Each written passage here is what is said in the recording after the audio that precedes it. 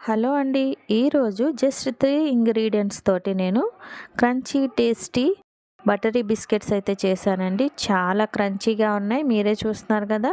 చాలా సింపుల్‌గా కూడా చేసేసుకోవచ్చు.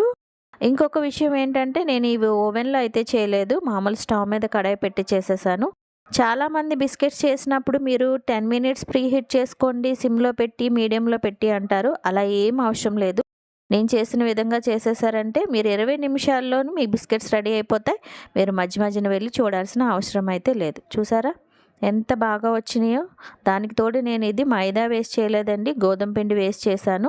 మీకు స్వీట్ బాగా కావాలనుకుంటే హాఫ్ కప్ తీసుకోవాలి. లేదు అనుకుంటే నేను తీసుకున్న మెజర్మెంట్స్ ప్రకారం తీసుకుంటే సరిపోతుంది. మరి రెడీయా? మీరు కూడా ఒకసారి ట్రై చేసి ఏ విధంగా వచ్చిందో కమెంట్ చేయండి.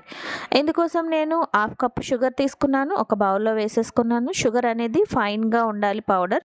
అట్లాగే రూమ్ టెంపరేచర్‌లో ఉన్న బటర్ తీసుకున్నాను. ఈ ప్లేస్‌లో మీరు కావాలంటే నెయ్యి తీసుకోవచ్చు. దీనంతటిని బాగా మిక్స్ చేసుకుంటే మనకి ఈ విధంగా క్రీమీ టెక్స్చర్ వస్తుంది. నేను ఇందులోకి 1 కప్పు గోధుమ పిండిని కొంచెం కొంచెంగా వేసుకొని ఈ విధంగా కలుపుకుంటున్నాను. చేత్తో కూడా కలుపుకోవాలి ఇది. బెలూన్ విస్కర్‌తో అయితే అవ్వట్లేదు. చేత్తోని ఈ విధంగా కలుపుకుంటే మనకి ఈ ముద్ద అనేది మనకి సాఫ్ట్‌గా ఉండాలన్నమాట. ఈ విధంగా చూసారు కదా! ఇప్పుడు దీన్ని ప్రక్కన పెట్టేసుకోండి. ఒక కేక్ మౌల్డ్ తీసుకున్నాను. దానికి బటర్ పేపర్ పెట్టేసుకున్నాను. ఇంకొక బటర్ పేపర్ మీద నేను తయారు చేసుకున్న బిస్కెట్స్ డౌని నా దగ్గర ఉన్న ప్లాస్టిక్ మౌల్డ్స్ తోటి ఈ విధంగా అయితే నేను డిజైన్స్ చేసుకుంటున్నాను నాకు నచ్చినట్టు. మీకు నచ్చినట్టు మీరు డిజైన్ చేసుకోవచ్చు. అట్లాగే నా దగ్గర హార్ట్ షేప్‌ది కూడా ఉందండి. దాంతో కూడా చేసుకొని పెట్టుకున్నాను. ప్రీ హీట్ కోసం మీరు కడాయి పెట్టేసుకోండి. ఫ్లేమ్ హైలోనే పెట్టేసుకోండి.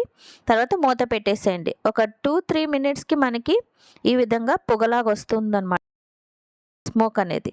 వెంటనే మీరు బిస్కెట్స్‌ని లోపల పెట్టేసి మూత పెట్టేసి ఫ్లేమ్ సిమ్‌లో పెట్టేసి 20 నిమిషాలు అలా వదిలేసేయండి. 20 నిమిషాల తర్వాత మన బిస్కెట్స్ రెడీ.